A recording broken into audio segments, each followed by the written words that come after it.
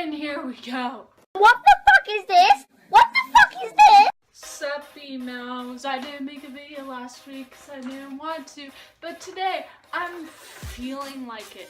So I did a poll on Twitter and I found out yesterday from the 4 options that y'all guys want to see me talking about famous bisexual historical figures.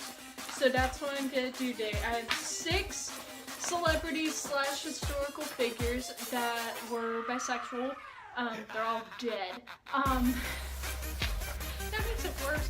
And I'm gonna speak to you about their lives and their sexuality. Keep in mind, most of these are from Wikipedia, so they could be completely fake or from random biographers, but hopefully you'll find this interesting nonetheless. So here we go. First historical figure, Hans Christian Andersen, author of The Little Mermaid. In Andersen's early life, his private journal records his refusal to have sexual relations. Andersen often fell in love with unattainable women, and many of his stories are interpreted as references. At one point, he wrote in his diary, "Almighty God, thee only have I, thou steerest my fate, I must give myself up to thee. Give me a livelihood, give me a bride, my blood wants love, as my heart does." One of his stories, Nightingale, was written as an expression of his passion for Jenny Lind and became the inspiration for her nickname, the Swedish Nightingale. Andersen was often shy around women and had extreme difficulty in proposing to Lind. When Lind was boarding a train to go to an opera concert, Andersen gave Lind a letter of proposal. Her feelings towards him were not the same. She saw him as a brother, writing to him in 1844, "Farewell. God bless and protect my brother. It's the sincere wish of his affectionate sister, Jenny." Andersen certainly experienced same-sex love as well. He wrote to Edvard Collin, "I languish for you as for a pretty Calabrian wench. My sentiments for you are those of a woman. The femininity of my nature and our friendship must remain a mystery." Collin, who preferred women, wrote in his own memoir, "I found myself unable to respond to this love, and this caused the author much suffering." Likewise, the infatuations of the author for the Danish dancer Harald Scharf and Karl Alexander, the young hereditary Duke of Saxe-Weimar-Arsenac, did not result in any relationships. According to Anne Clara Baum and Anja Arenstrup from the H.C. Andersen Center of University of Southern Denmark, to conclude, it is correct to point to the very ambivalent and also very traumatic elements in Andersen's emotional life concerning the sexual sphere, but it is decidedly just as wrong to describe him as homosexual and maintain that he had physical relationships with men. He did not. Indeed, that would have been very contrary to his moral and religious ideas, aspects that are quite outside the field of vision of Wolfschlager and her life. Many instead believe that rather than being heterosexual or homosexual, Andersen had romantic feelings for both genders, but probably remained celibate his whole life. Honestly, I can relate, being so scared of forming a relationship, like, what if it goes wrong? I'm just gonna not do anything. So same, Hans. Same. Alyssa Edwards. Harper, please. Joan Crawford. In the golden age of Hollywood, queer stars were deep in the closet. And I tell you later in life, through diaries, biographies, and personal accounts that some of these histories are revealed. Crawford, an actress made famous for her roles in Baby Jane and Mildred Pierce, among several other stage and screen performances, was said to have had romantic entanglements with both Marilyn Monroe, Barbara Stanwyck, and Greta Garbo. According to the Fixers, Eddie Mannix, Howard Strickling, and the MGM publicity machine, Crawford was even part of a sexually explicit sapphic film that American film producer and studio exec Eddie Mannix hid and eventually destroyed to protect her career. The book also detailed her love of Harlem's lesbian clubs known for live sex shows called Buffet of Lads and sex between audience members. Gotta be a hoe. Be a classy hoe. Be a classy hoe. Telling you it now. This one's more recently found out, Greta Garbo. Recent biographers and others believe that Garbo was bisexual or lesbian, that she had intimate relations with women as as with men. In 1927, Garbo was introduced to stage and screen actress Lillian Toshman, and they may have had an affair, according to some writers. Silent film star Louise Brooks stated that she and Garbo had a brief liaison the following year. In 1931, Garbo befriended the writer and acknowledged lesbian Mercedes de Acosta, introduced to her by a close friend. Saga Viertel, and according to Garbo's and de Acosta's biographers, began a sporadic and volatile romance. The two remained friends with ups and downs for almost 30 years, during which time Garbo wrote de Acosta 181 letters, cards, and telegrams, now at the Rosenbach Museum and Library in Philadelphia. Garbo's family, which controls her estate, has made only 87 of these items publicly available. In 2005, Mimi Polak's estate released 60 letters Garbo had written her in their long correspondence. Several letters suggest she may have had romantic feelings for Polak for many years. After learning of Polak's pregnancy in 1930, for example, Garbo wrote, "We cannot help our nature as God has created, but I have always thought you and I belonged together." In 1975, she wrote a poem about not being able to touch the hand of her friend with whom she might have been walking through life. Honestly, most people would be like, "Oh, she's totally a lesbian." I'm like, it's a relationship with women as well as with men. Like, don't destroy her history of being with men. Like, that's the thing people do, and it ruins it. Janis Joplin, we know her. Joplin's significant heterosexual relationships included ones with Peter DeBlanc, Country Joe McDonald, who wrote the song Janis at Joplin's request, David George Mayhaus, Chris Christopherson, and Seth Morgan from July 1970 until her death, at which time they were allegedly engaged. She also had homosexual relationships. During her first stay in San Francisco in 1963, Joplin met and briefly lived with an African-American lesbian named Jay Whittaker, whom she had met at a party. Whittaker broke off their relationship because of Joplin's hard drug use and sexual relationships with other people. Most people knew she was bisexual. Most people knew she had a heavy drug problem, and it sucked. And Janis Joplin was iconic for her voice. She was iconic for her ability to make you feel something, and Woodstock happened, man. That's some people's brain up. Apparently 2 kids were born at Woodstock, but they have not stated anything themselves about being born at Woodstock. Like, come on, you come out of the womb and it's like, whoa! Like, come on. You can't talk about it. Frida Kahlo! In 1928, Kahlo reunited with Diego Rivera, and he encouraged her to continue painting. They were both politically active and members of the Communist Party.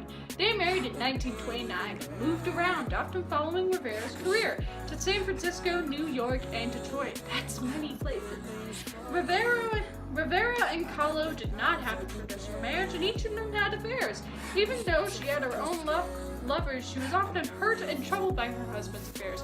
I mean, I get that, but also, come on, like, you wanted that one, sweet. You did that yourself. I feel like I'm becoming Dan, but not. They often separated, divorced once, and remarried. Frida Kahlo had affairs with both men and women, including her husband's mistresses. She went, "I don't like your affairs." "Well, you're sleeping with other people." "Yeah, I'm sleeping with your mistresses too." Like, come on. Iconic. She has also been linked to movie stars Dolores Del Rio, Paula Goddard, and Maria Felix, among others. Her painting Two Nudes at Forest clearly shows her attraction and love of women. One of her affairs was said to be of American painter Georgia O'Keeffe. Frida Kahlo recognized the power of cross-dressing. In a family photograph from 1926, she is dressed in full male attire. She used cross-dressing as a way to express her power and independence. She was like, "I'm gonna have a giant unibrow." You wanna know why? 'Cause I'm sickening. Honestly, come on. Come on. Come on.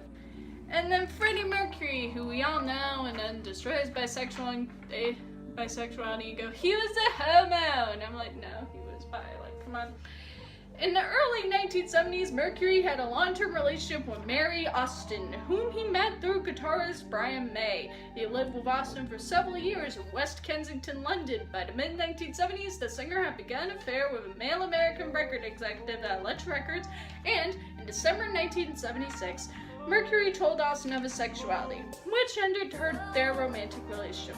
Mercury moved out of the flat they shared into 12 Stafford Terrace in Kensington and bought Austin a place of her own nearby. They remained close friends 30 years, but Mercury often referred to her as his only true friend. In 1985, in an interview, Mercury said of Austin, "All my lovers ask me why they can't replace Mary, but it's simply impossible. The only friend I've got is Mary. I don't want anybody else. To me, she was my common-law wife. To me, it was a marriage. We believe in each other. That's enough for me." He also wrote several songs about Austin, the most notable of which is "Love of My Life." Mercury's final home, Garden Lodge, 1 Logan Place, a 28-room Georgian mansion in Kensington, set in a quarter-acre manicured garden surrounded by a high brick wall, had been picked out by Austin. In his will, Mercury left his London home to Austin. Robert and his partner, Jim Hutton, saying to her, "You would have been my wife, and I would have been yours anyway." Mercury was also the godfather of Austin's oldest son, Richard. During the early to mid-1980s, he was reportedly involved with Barbara Valentin, an Austrian actress who was featured in the video for It's a Hard Life. However, in another article, Valentin was just a friend, and Mercury was really dating German restaurateur Winfried Kirchberger during this time.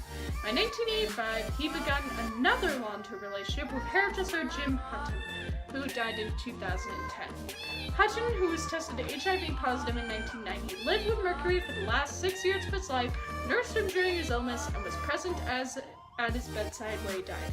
Hutton said Mercury died wearing the wedding band that Hutton had given him. And what we do is say, he was gay, he was just scared to admit it. And I'm like,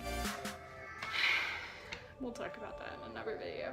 If you're worried about finding representation in the media, those were only 6. Like, come on. There are hundreds more actors and singers and authors and people who identify the way you do, and you can relate to their struggles. You can relate to what they're going through now or back then, because honestly, the world has not changed, okay? It is scary to admit the sexuality you are, especially if you identify as bi, because the LGBTQ plus community will be like, oh, you can just be straight. You can just pretend to be straight. And it ruins us. You have straight privilege. And I'm like, have you met me?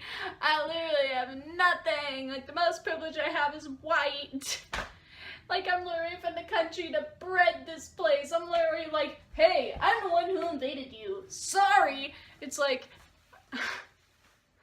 come on, man. I don't have straight privilege. Like, if you heard me talking, you'd be like, oh god, you're gay. And I'm like, no, but thank you. There are other people in the straight community. Bisexual people are seen as a fetish or seen as a phase and are like, I'll figure it out eventually. No, because it's not something I'm figuring it out. That's the worst part. They're like, oh, it's just a phase, or you're not gonna feel that way in 10 years. Yeah, I am, or I'm still gonna feel that way in 10 years. Gonna feel that way in 20 years. Gonna feel that way when I die. I'm gonna be like, I loved everything. I loved this. I loved that. And I got way more ass than you did. That's the way I'm gonna die. Gonna be on my deathbed like, I'm sorry to leave you, but I want to leave you with this. I want you to know I got way more ass than you did. And that's how I die. Just to anyone, really. I would say that to my own children. I'd be like, I lived longer. I don't know. That's stupid. Anyway, thank you for watching this video. Like, subscribe, comment what videos I should make next. Follow me on the social media links down in the description below. Thank you for all the support you are giving my channel lately, and the Solangela videos that I make with my friend Galaxy the Pondling, also known as A Complicated Mind. I will do whatever you want me to do, and I will hopefully upload this video on Saturday if my laptop starts working. But thank you for being here and supporting me, and peace out, emos. So, bye. let's talk about sex, baby. Like bisexuality. We like all the things and all the good things. Everything, something, I don't know lyrics. You!